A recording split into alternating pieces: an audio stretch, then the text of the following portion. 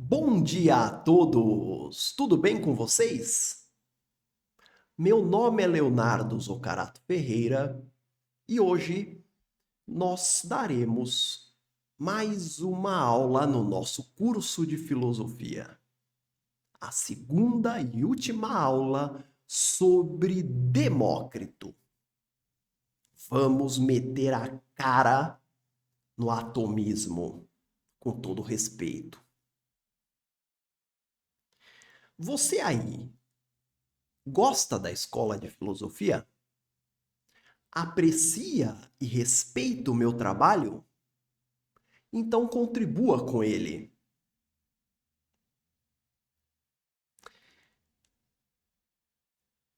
A escola, para continuar existindo, depende de você.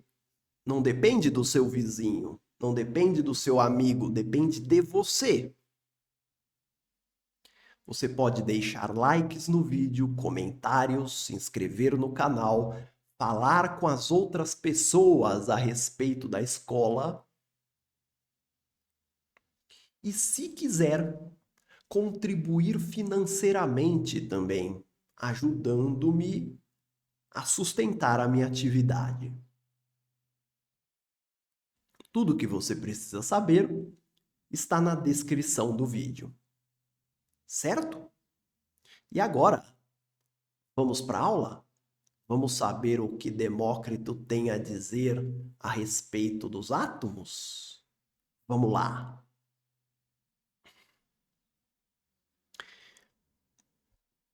Na aula passada, nós anunciamos a grande descoberta de Leucipo e Demócrito. O mundo real é composto pelo ser e pelo não ser, pelos átomos e pelo vazio.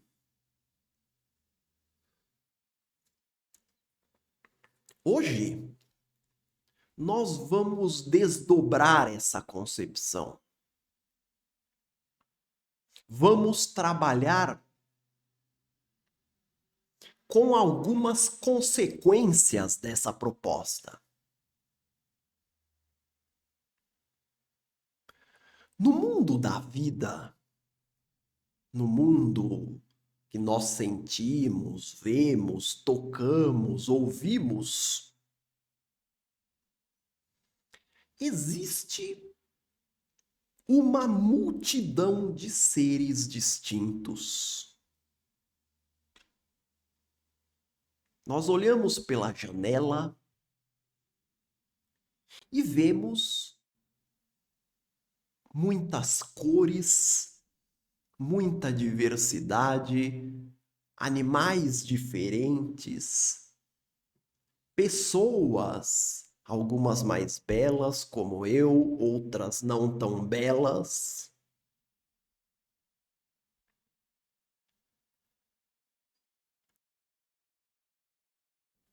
Para Demócrito,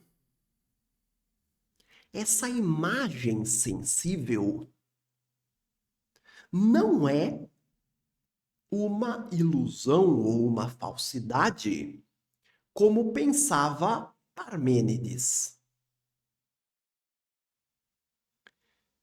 O que ele dirá é que é uma imagem imprecisa. Vamos colocar dessa maneira. Os dados dos sentidos são suficientes para garantir que o mundo existe.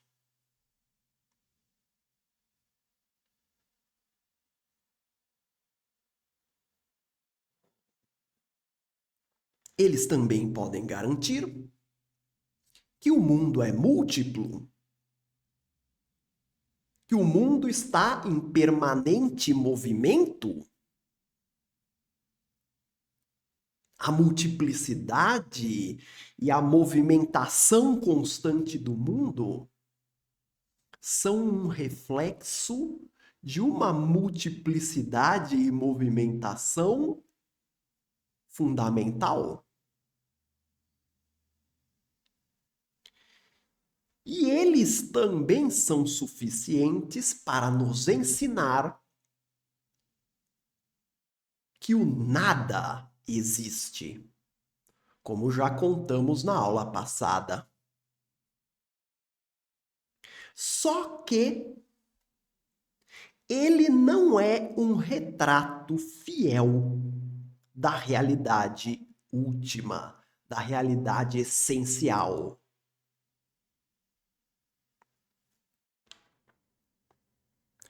Quando você pega uma caneca, eu já comentei que você pode comprá-la no link da descrição. Eu vejo a caneca,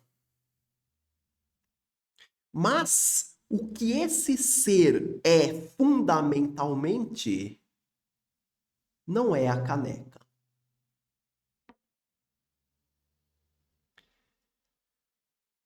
Para descobrir a verdadeira natureza das coisas, se faz necessário utilizar outros olhos, os olhos da razão. É preciso complementar os dados dos sentidos com o raciocínio, com a reflexão. Quando você usa a razão, você percebe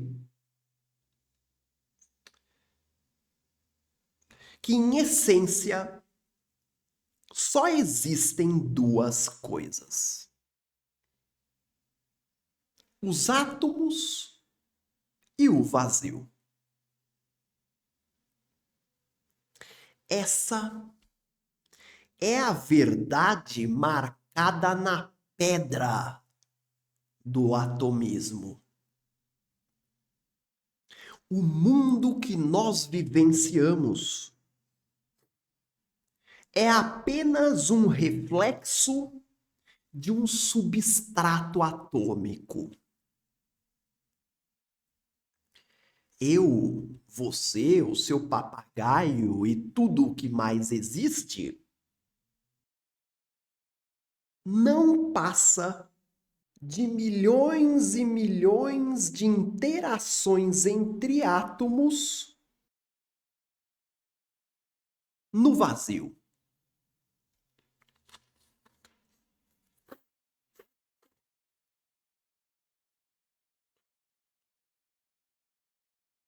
Eu comentei na aula passada que Leucipo estudara em Eleia. Pode ser até que ele tenha nascido em Eleia. Ao que tudo indica, ele lá estudou, ele foi discípulo de Zenão, o nosso barra brava.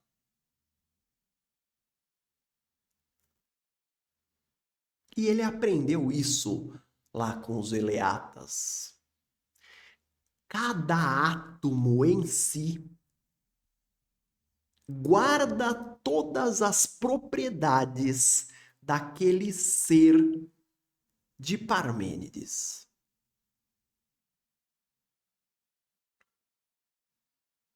Nós olhamos para os animais, para as plantas, para os humanos, para os planetas e vemos que tudo nasce e morre, mas não os átomos.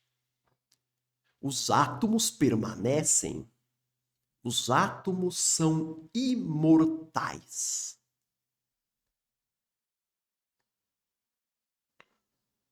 Assim como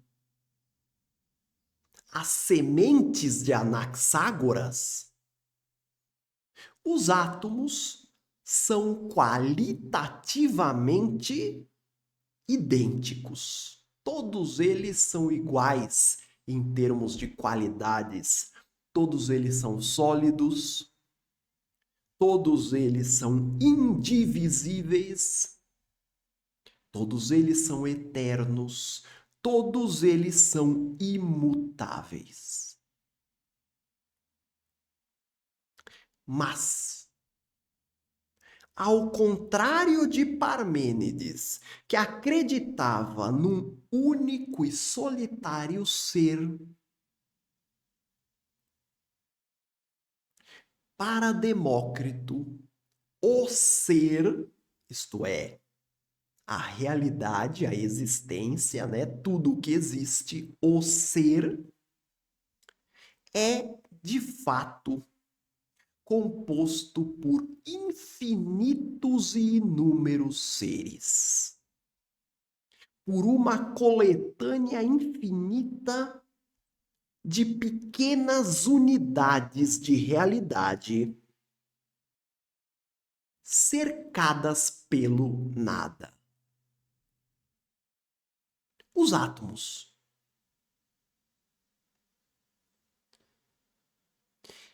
E os átomos são infinitos porque o espaço também é infinito. Ou seja, há espaço em volta dos átomos e há espaço infinito em todas as direções. E ele é ocupado por átomos em todas as partes. É como se você pegasse o Uno de Parmênides, esse bloco único de matéria que ele diz que existe e que ele diz que é o mundo real, é como se você pegasse isso e espatifasse no chão e quebrasse no chão em infinitos cacos de realidade.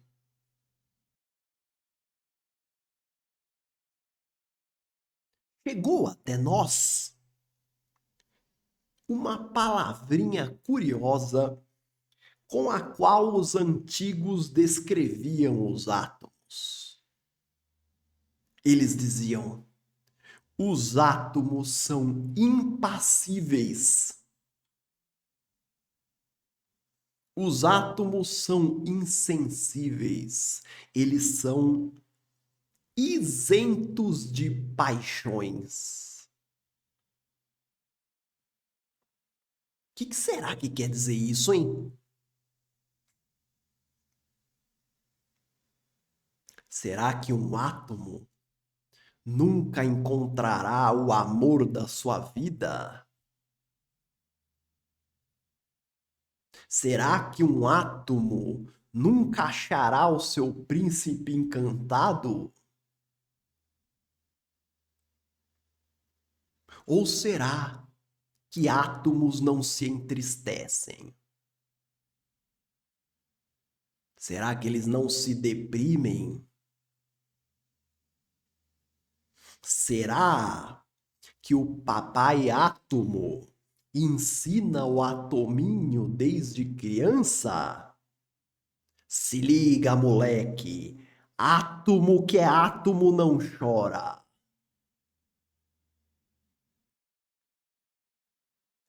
Ou será que os átomos não dão belas gargalhadas?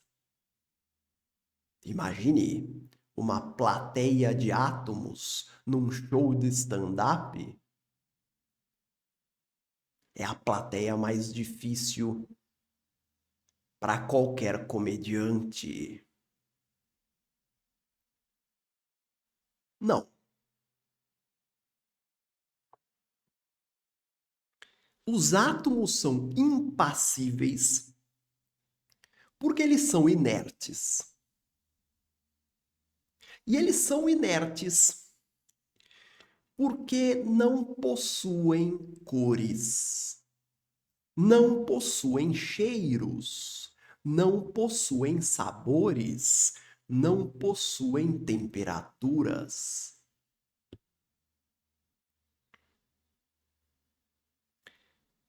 Eles não possuem qualidades morais. Não há átomos da justiça, átomos da bondade, átomos da beleza. Portanto, o que quer que seja a moral, a justiça ou a beleza, não será encontrada no interior de cada átomo. Se você retirasse um átomo da Gisele Bündchen, de Mahatma Gandhi ou da Madre Teresa de Calcutá,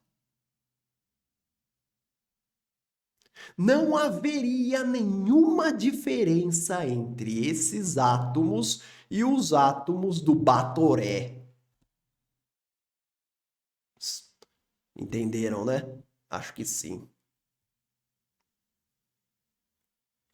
Átomos são simplesmente átomos.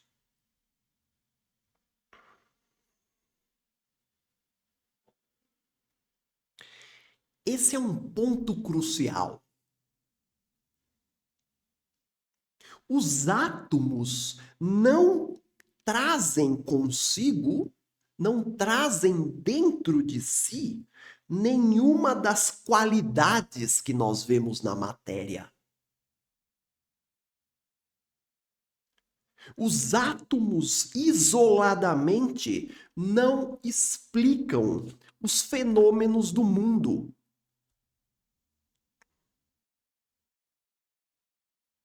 Pelo contrário,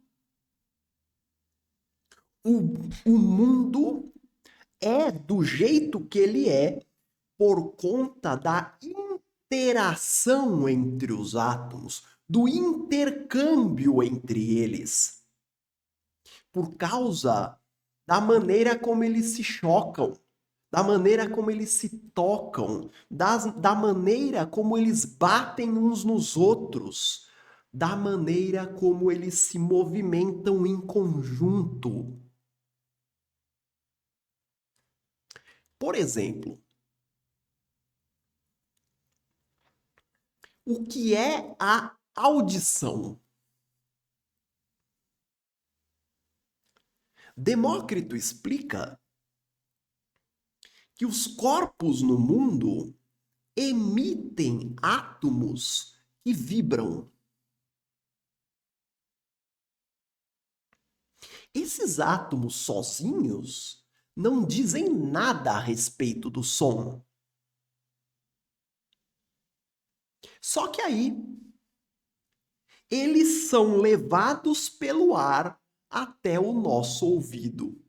E lá colidem com os nossos tímpanos. Ao baterem nos tímpanos, espalham aos átomos do tímpano a mesma frequência com a qual vibravam. E aí, nós ouvimos o som. Como se vê, não existe nenhuma propriedade sonora em cada átomo. Não há átomos que vibram e átomos que não vibram. Os átomos são todos iguais. E ocasionalmente alguns vibram. Não há átomos para os sons agudos e átomos graves. Não há átomos de heavy metal e átomos de bossa nova.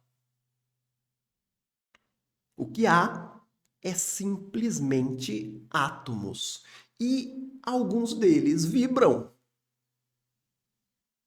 E o som nasce de um fator quantitativo, calculável, mensurável, e não qualitativo.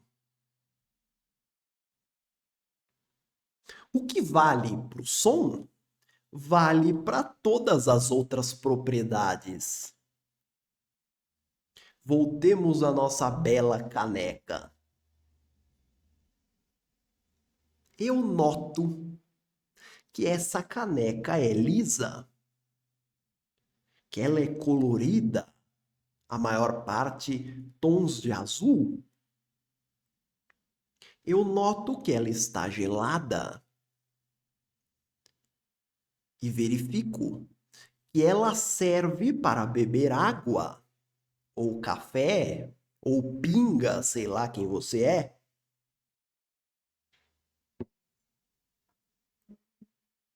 O que Demócrito está explicando? Que se você pegar um átomo dessa caneca, não encontrará nele nem o frio, nem a cor, nem a lisura, nem a ideia de caneca, nem o propósito da caneca. Porque todas essas propriedades emergem por causa da relação entre átomos, não por causa de um átomo particular. Nesse sentido, o atomismo dele é bem mais genérico do que o nosso. Porque a gente ainda olha para a tabela periódica, sabe aquilo que você se esforçava para não olhar? Eu não te culpo, eu também me esforçava para não olhar. Tinha vezes que não adiantava, ia ter prova no dia seguinte. Mas a nossa tabela traz lá átomos de hidrogênio, átomos de ferro, átomos de ouro, átomos de oxigênio, e cada um deles com características próprias. As aulas de química, nos tempos de Demócrito, eram muito mais suaves. Nós só precisávamos decorar uma substância: os átomos.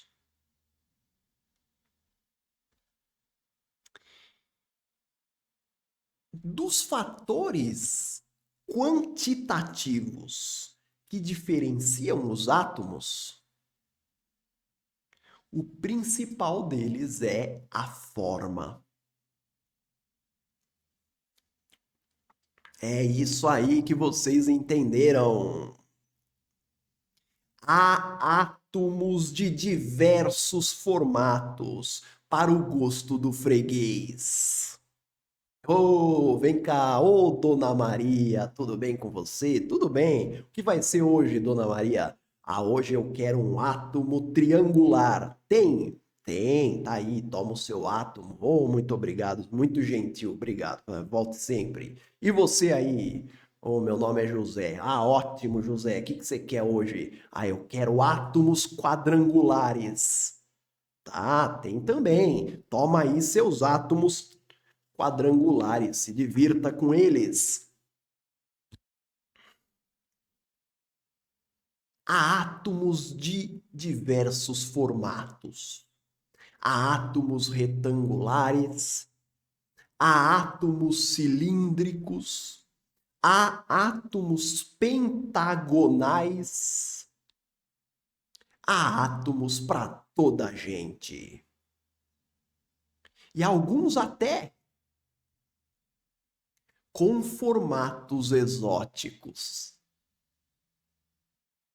Átomos em forma de gancho, átomos côncavos, átomos convexos, átomos espinhosos, átomos pontudos.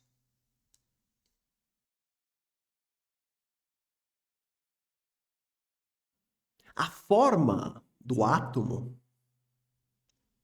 alterava a maneira como ele interagia com os seus pares. Se você fosse um átomo com muitas pontas, você estava lascado. Ninguém te queria perto.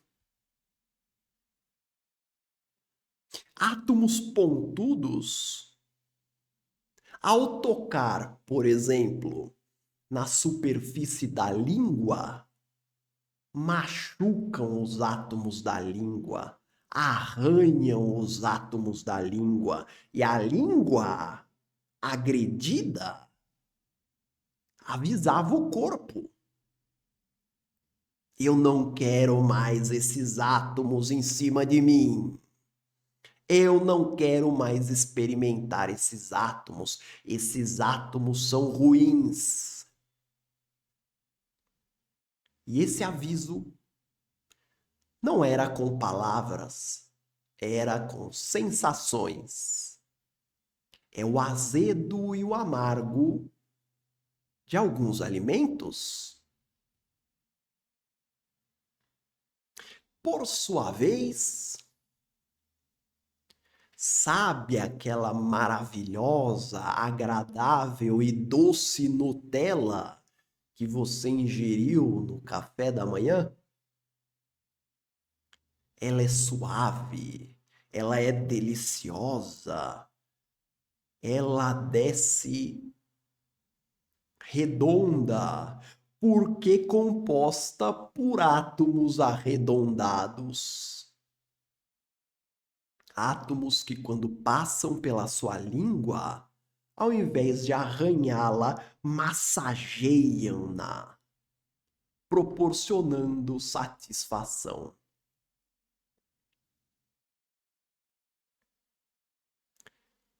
Os átomos mais redondos do mundo são aqueles que compõem a sua alma. A alma humana também é feita de átomos, os átomos alma, que não são diferentes dos outros átomos, são também átomos materiais, indivisíveis, igual a todos os outros. São círculos quase perfeitos, porque o círculo para o grego é a forma geométrica mais perfeita. E ela só pode existir na tua alma. Com essa forma arredondada, esses átomos que não arranham ninguém conseguem transitar suavemente por todas as entranhas do corpo. Eles animam os músculos com a força vital da alma.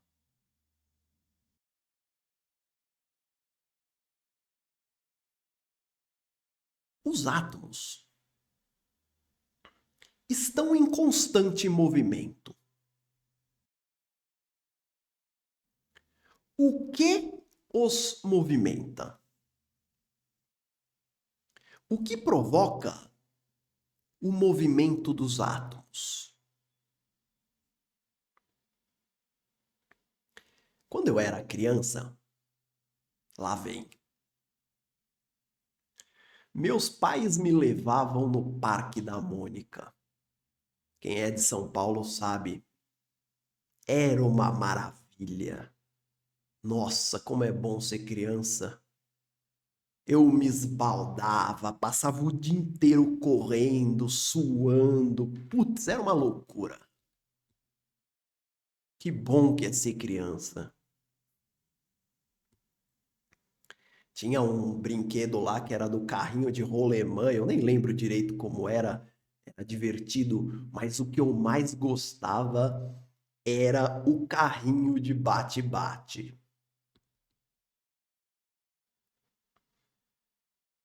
Se você pensar bem, esse carrinho de bate-bate não pode existir nada mais revelador da natureza humana do que ele. Pare para pensar. É um jogo cujo único objetivo é dar pancada nos amiguinhos. Mas isso, né? E todo mundo adora. E todo mundo adora. Não tem ninguém que não adora. Então, se isso não diz alguma coisa sobre nós, eu não sei o que diz. Na brincadeira, o movimento inicial do carrinho, ele é dado pela eletricidade da máquina lá. Mas em pouco tempo era substituído por outro. As porradas recebidas dos outros carrinhos. E quando você se dava conta, lá você estava apanhando de um lado para o outro e o seu movimento não dependia mais de você. Dependia dos outros.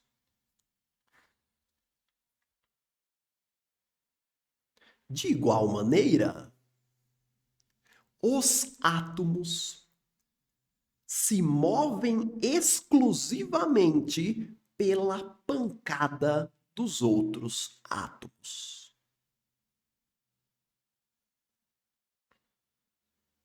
O movimento atômico, isto é, o movimento da matéria, é causado exclusivamente pela colisão da própria matéria. Matéria batendo com matéria. O mundo atômico é esse imenso carrinho de bate-bate onde os átomos se empurram, se chocam, se batem, colidem uns nos outros e imprimem uns aos outros os seus movimentos. E de uma forma, nenhum deles controla o próprio movimento. Se você fosse um átomo, poderia até querer ficar quietinho no seu cantinho, mas no mundo atômico essa possibilidade não existe. Quando menos se espera, aparece um átomo dos infernos para trombar em você, para te tirar da vida mansa. E lá se vai sua paz, arremessado de um lado para o outro como uma bolinha de ping-pong, à mercê do empurrão dos demais. Se isso te consola, porque sempre consola saber que você não é o único que está se ferrando, pelo menos você também dará causa ao movimento dos outros, já que são também as suas trombadas que fazem os demais átomos se mexerem.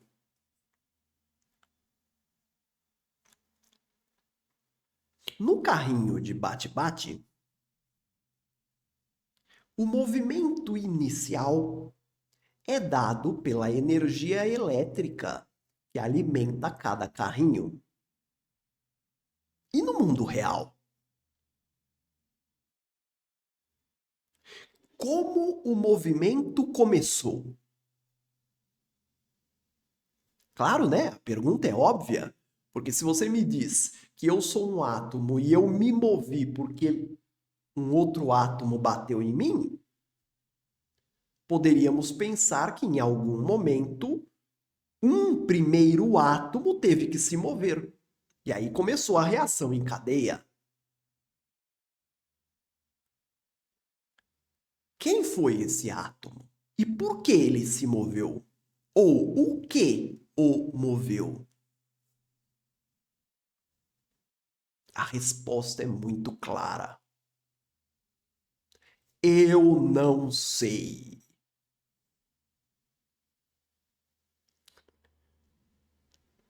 A verdade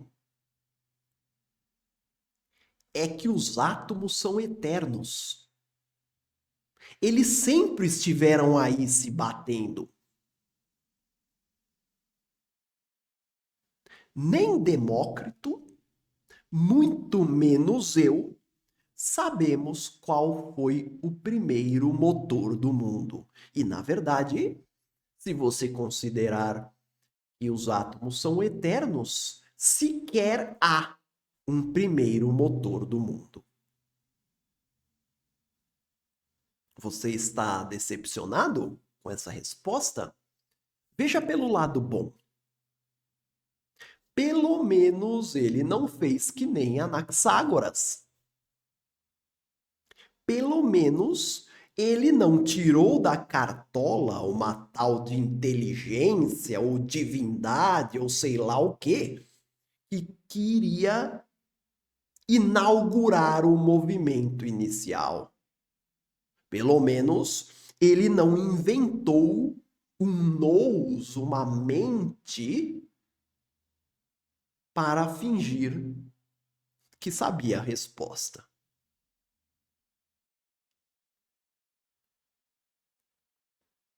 Quando os átomos colidem, duas coisas podem se passar. Ou eles se encaixam, ou eles se repelem. Tudo depende da maneira como eles batem e da forma de cada átomo.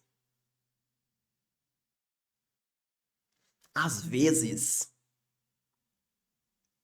um átomo triangular despretensiosamente está vagando pelo mundo e calha de colidir justamente com um átomo com uma cavidade triangular.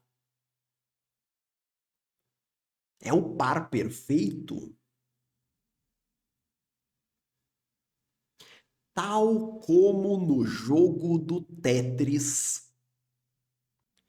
Átomos com formas parecidas ou complementares podem se encaixar sucessivamente, formando muros atômicos, dando à luz a grandes formações atômicas, tão grandes que se tornam visíveis.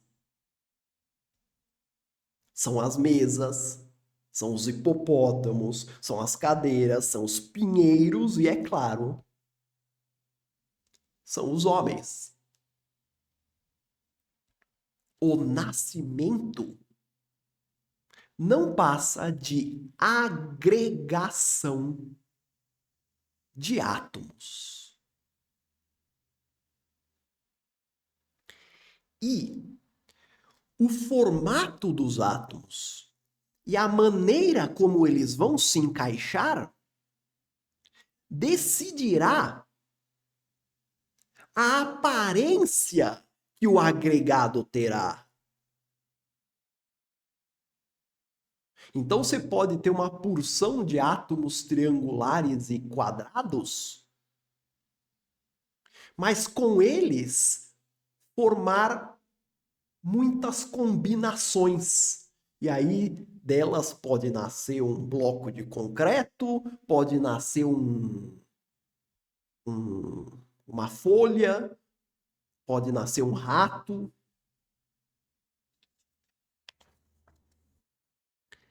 Vejam que interessante como Demócrito descreve a passagem da unidade, que é cada átomo, para a multiplicidade. Os átomos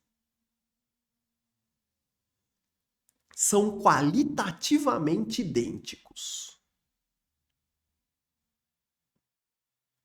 E eles montam o mundo por conta das suas formas e do modo como se aglutinam.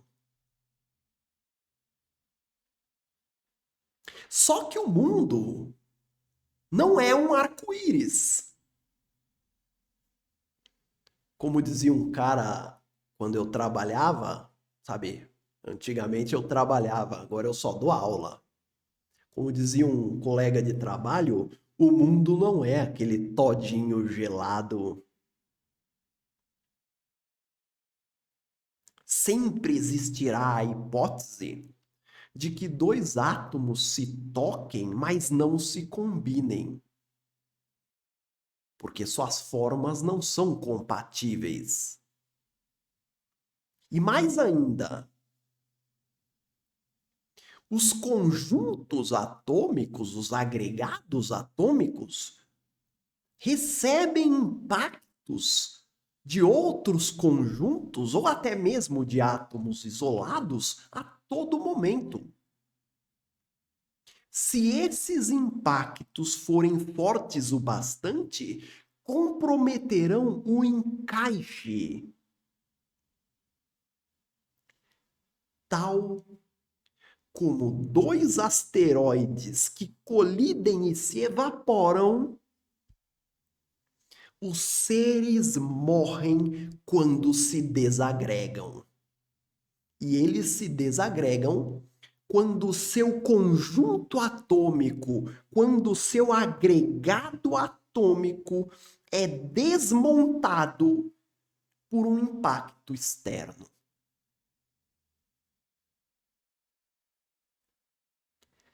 Vejam que o mundo onde a gente vive é de fato um enorme Lego. É o Lego que você brincava quando criança. A diferença é que se no Lego é você, é uma inteligência, é a sua inteligência que encaixa as peças, no mundo real, as peças de Lego batem desordenadamente.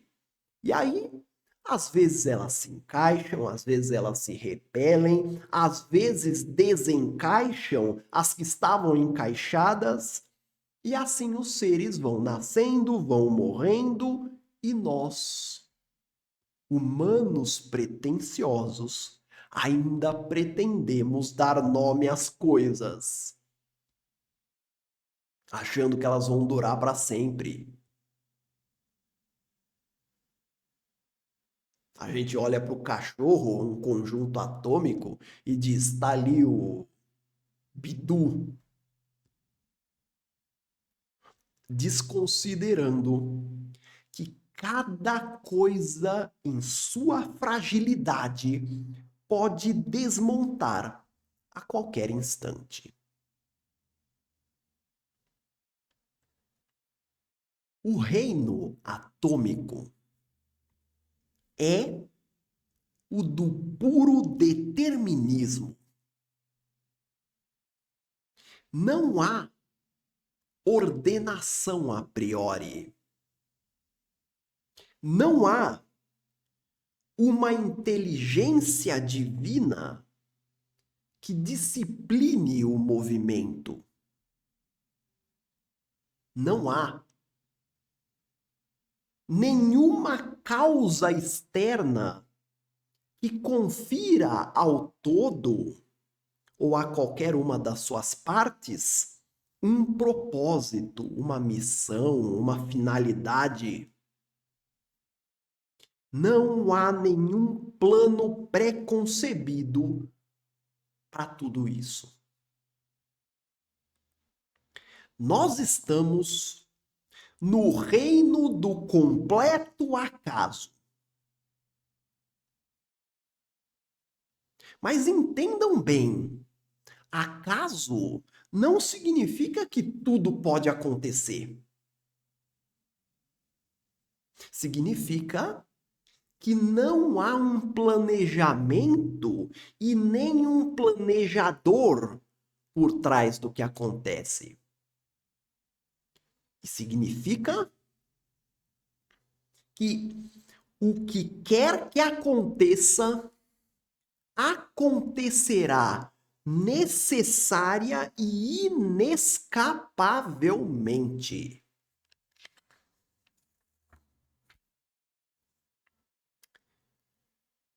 Venha comigo. Tomemos um átomo. Imaginem que eu pudesse isolar um átomo e calcular o seu movimento. Eu saberia exatamente qual é o seu vetor, quer dizer, qual é a direção para onde ele está indo e qual a sua velocidade.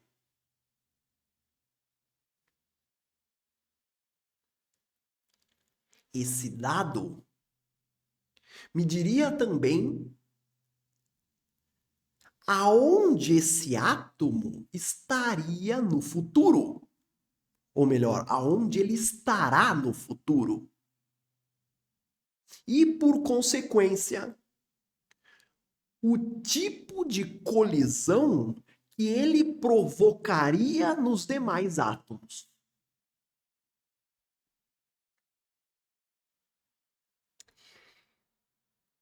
Se eu sei isso, eu também sei o tipo de movimento que o átomo atingido terá. O átomo que foi atingido por esse primeiro que eu estou avaliando, o movimento dele seria igualmente previsível. Ele também possuiria uma velocidade, uma direção, e assim, de átomo em átomo, nós poderíamos calcular a cadeia de causas e efeitos de todos os átomos movidos a partir daquele movimento singular.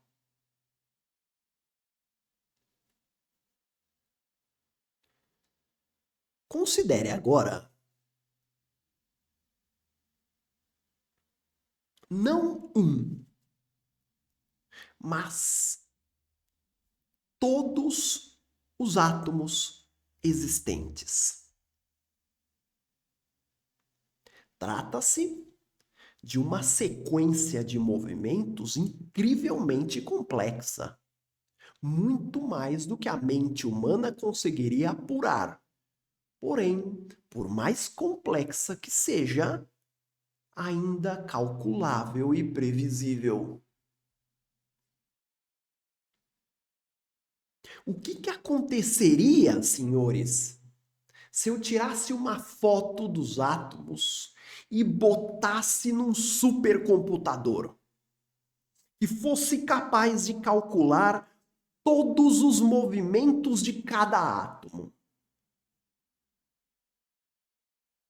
Eu seria capaz de saber aonde cada átomo estaria no futuro e quais colisões eles provocariam nos demais átomos. E seria capaz de descrever para o futuro toda a cadeia de causas e efeitos do mundo. Eu seria capaz de prever exatamente o movimento do mundo para o resto da história.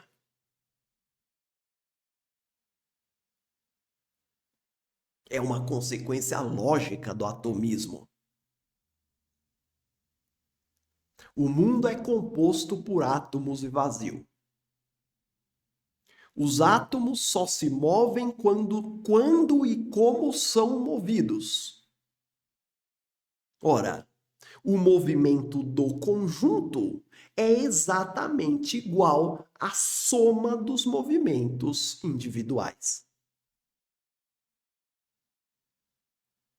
O que quer dizer que para o mundo só há um caminho, só há um destino, só há um futuro. Necessariamente tudo ocorrerá de acordo com o produto dos movimentos determinados dos átomos. E, prevendo esses movimentos, nós revelaríamos exatamente como será o futuro, sem nenhuma margem de erro. Eu poderia olhar para um cachorro e dizer: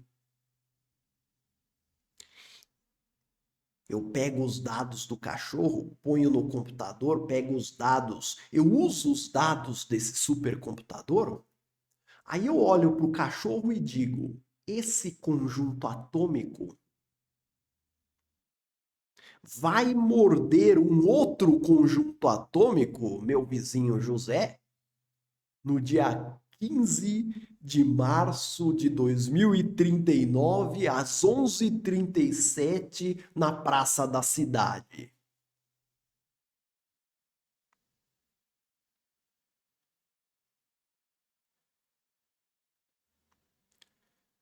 Eu poderia prever quando o meu time seria campeão, quem marcaria o gol, em qual jogo, em qual minuto. Eu poderia ganhar na loteria toda semana. Porque, como diz Leucipo, nada ocorre por acaso, mas tudo por uma razão e por necessidade.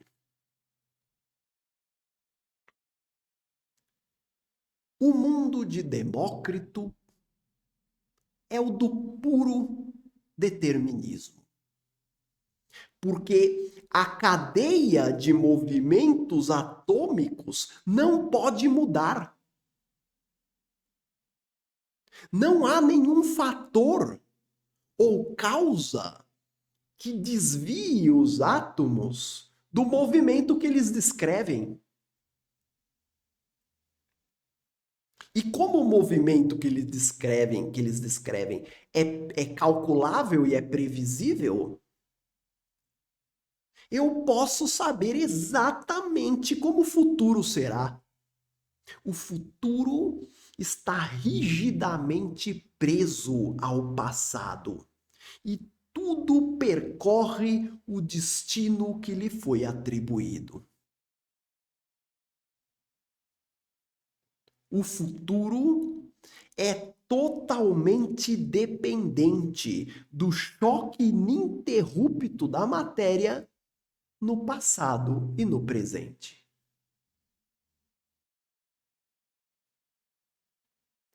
No mundo dos átomos e do vazio,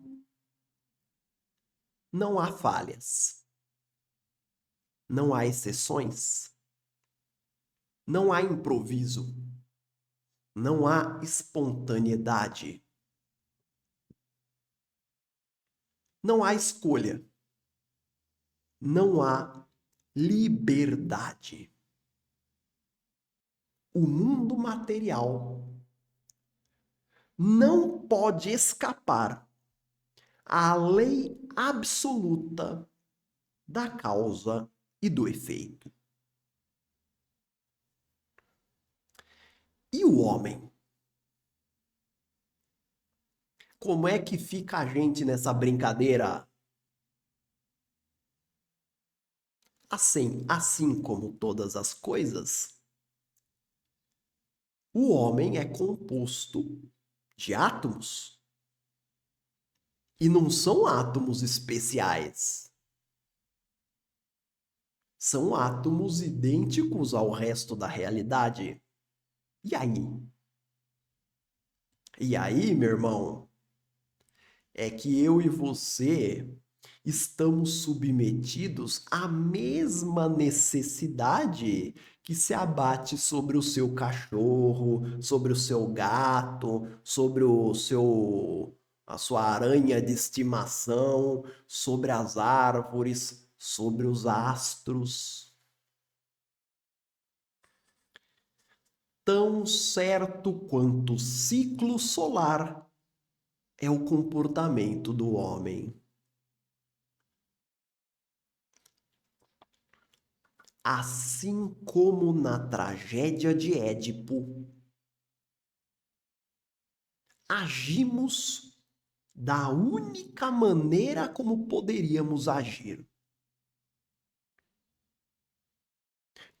E quando pensamos que atuamos livremente, nos limitamos a traçar o destino que já estava programado. Alguns aceitam, outros, como Édipo, descobrem da pior maneira que não detêm o controle sobre suas vidas.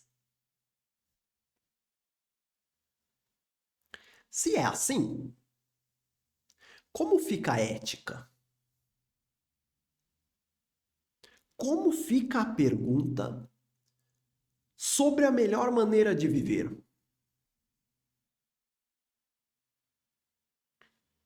Se tudo já está decidido, que valor há em pensar sobre o nosso comportamento?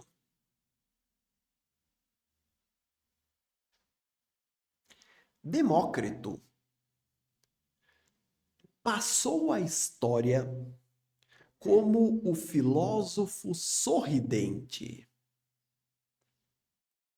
Não um sorriso de alegria ou satisfação, mas um sorriso de resignação e até chacota.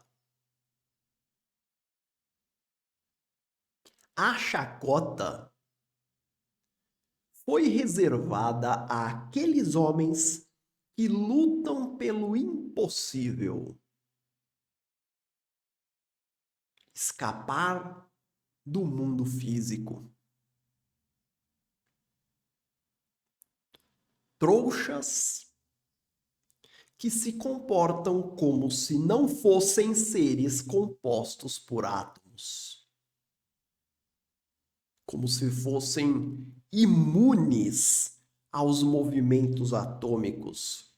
Como se fossem, talvez, compostos por átomos especiais, átomos únicos, pretensiosos. Pretensiosos que se acham livres, que não são. A resignação é porque ela é a atitude que nós devemos cultivar perante a vida. A palavra de ordem é conformidade. Aceite aquilo que você é. Aceite aquilo que você possui. Aceite o destino reservado a ti. Poderia ser diferente? Não. Então aceite. Para que se desesperar? Para que arrancar os cabelos? Se o que aconteceu, aconteceu como só poderia acontecer.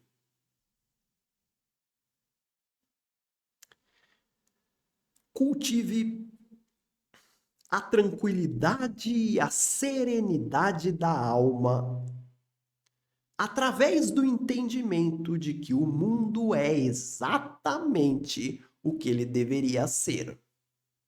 E você não controla a sua vida.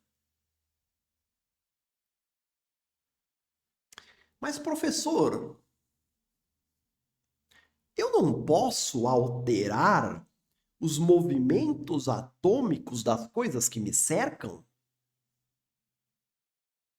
Claro que você pode.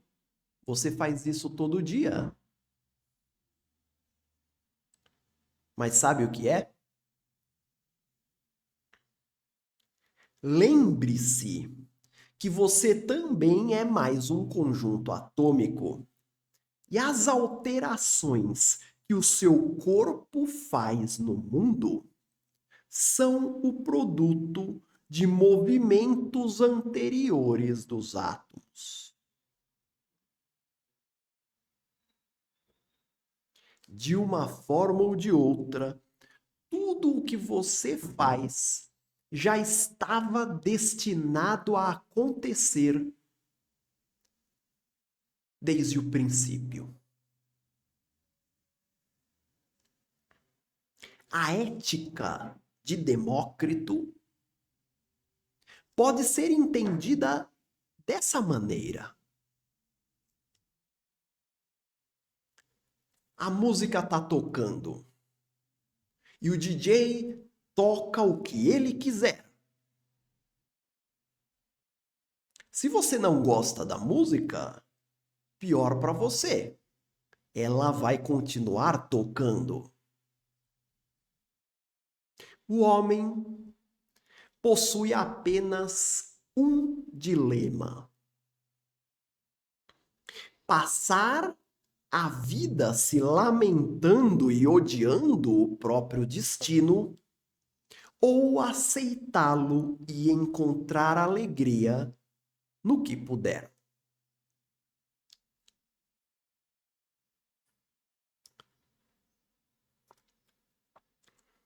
O cosmos nasceu fruto de movimentos exclusivamente materiais e pragmáticos.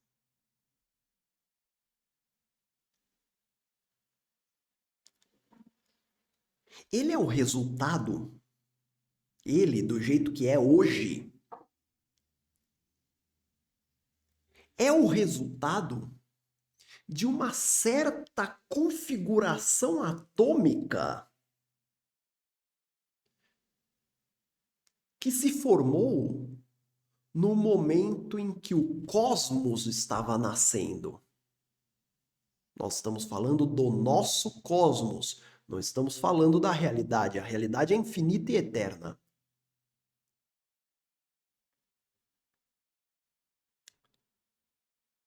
Não há, no modelo de Demócrito, nenhum princípio ordenador, nenhuma inteligência, nenhum propósito, nenhum Deus benevolente, nenhuma divindade, nenhum plano celeste. Nada. O mundo simplesmente é o produto de causas estritamente naturais.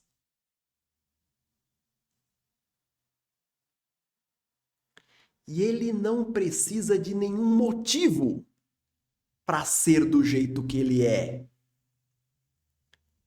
Para usar a linguagem de Aristóteles, o mundo não possui causa final. Não estou dizendo que é isso que Aristóteles acreditava. Eu estou explicando que é assim que ele se referiria às ideias de Demócrito.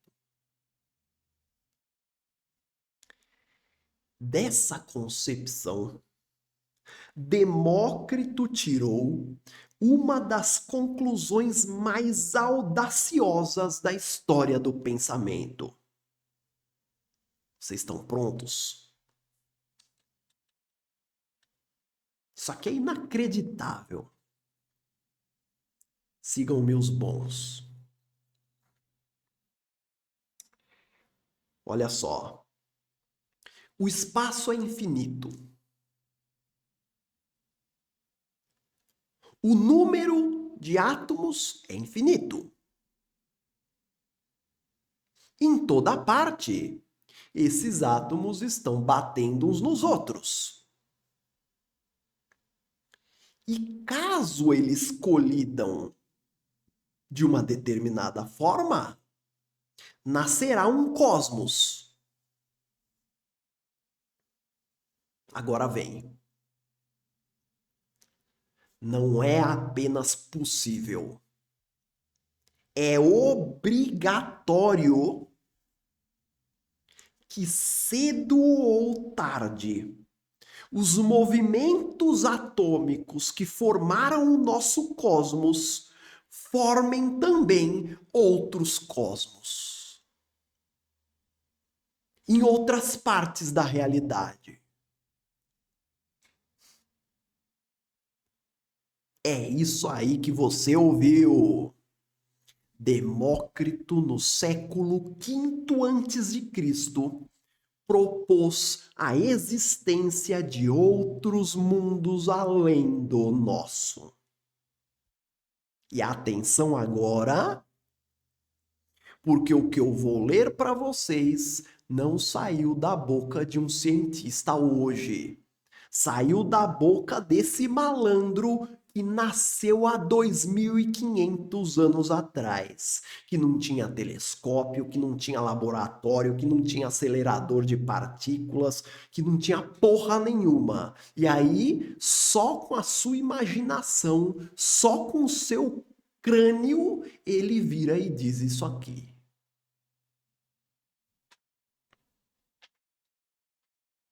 Existem mundos infinitos, de tamanhos diferentes. Em alguns não há sol nem lua. Em outros, os astros são maiores do que os nossos, e em outros, mais numerosos. Os mundos estão em diferentes estágios. Alguns estão crescendo, outros em declínio. Alguns mundos não têm vida, nem umidade, nem plantas, nem qualquer coisa que lhe seja semelhante. Outros, porém, têm todas essas coisas em abundância. Vejam bem, porque aqui tem uma sutileza. Há algumas aulas atrás, Empédocles já tinha falado sobre outros mundos. Só que isso era porque ele pensava no nosso cosmos como algo que ciclicamente se destrói e nasce. Os outros mundos de Empédocles nasceriam no mesmo lugar do nosso mundo. Eram outros mundos no tempo, não no espaço. Eram outros mundos num futuro distante ou num passado remoto. Para ele, a humanidade nasceria, viveria,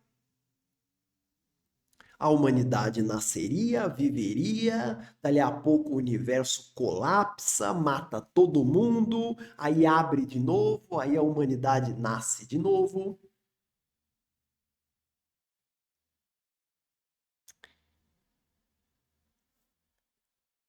Já Demócrito está propondo a existência de outros mundos além do nosso. Ou seja, enquanto nós estamos vivendo aqui, em algum outro lugar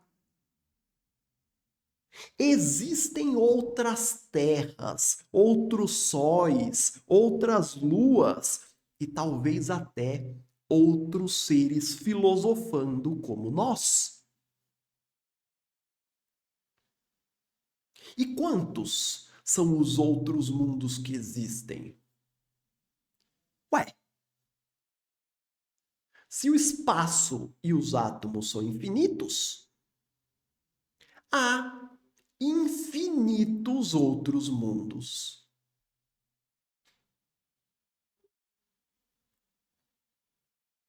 E sabe o que é mais assustador? Agora eu vou quebrar vocês.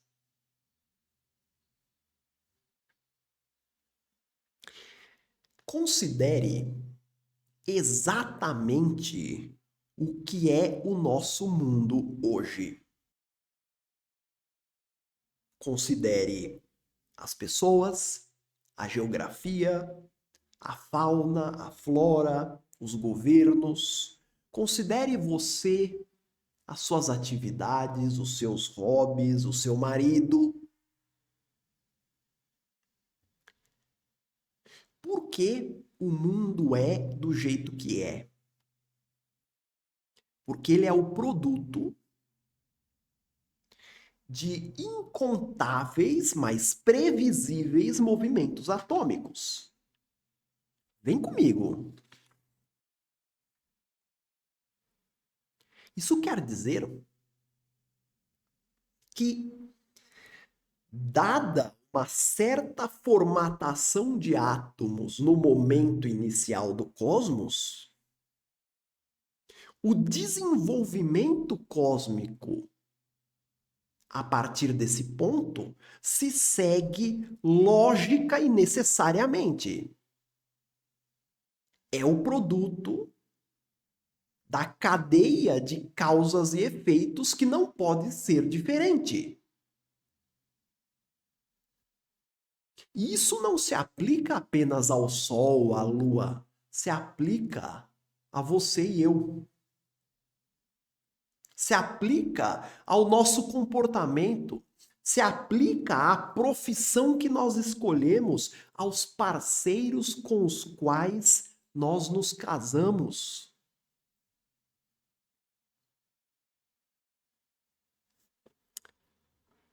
Se há mundos infinitos, a maioria deles vai ser distinto do nosso.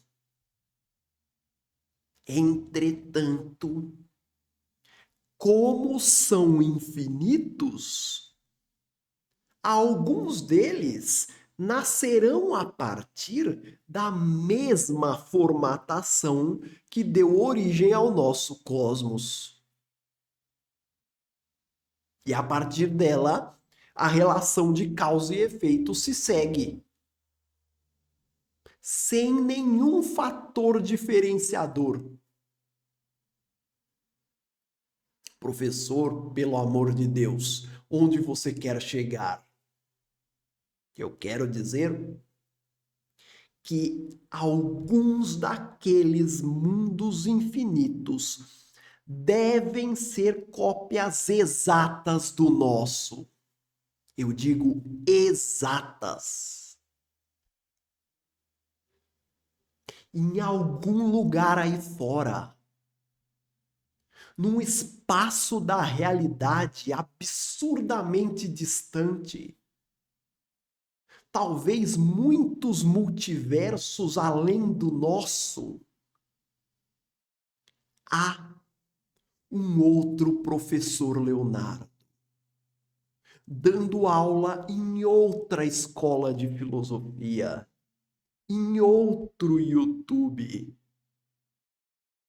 para outros alunos que são exatamente iguais que você.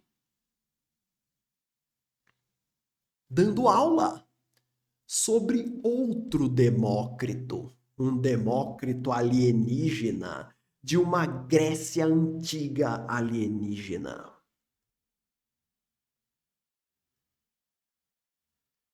Se a realidade é infinita, se os átomos são infinitos e se o espaço é infinito, há inúmeras versões repetidas do nosso cosmos, do nosso planeta, da nossa Lua, do nosso Sol e de nós mesmos. E pode haver também algumas com ligeiras distinções.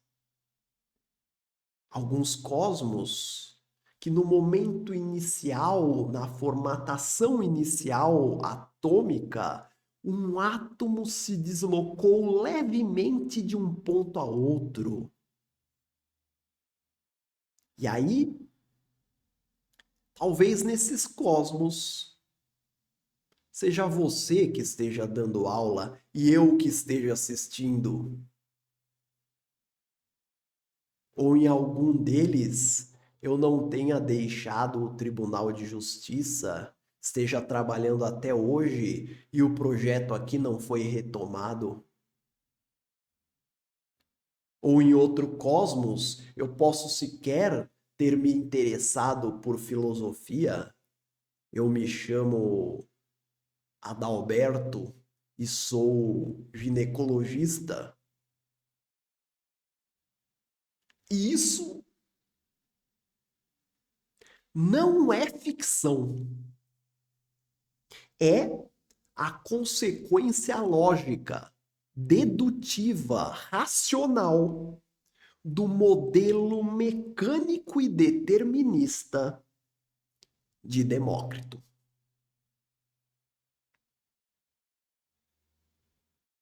E depois dessa bomba, eu me despeço por hoje. Vou deixar vocês pensarem nisso aí. Certo? É isso aí. Muito obrigado a vocês que assistiram essa aula. Muito obrigado a todos que deixaram o like, que que comentaram o vídeo. E a gente se vê numa próxima. Beleza? Valeu aí, gente. Até mais. A gente se vê na próxima. Tchau, tchau.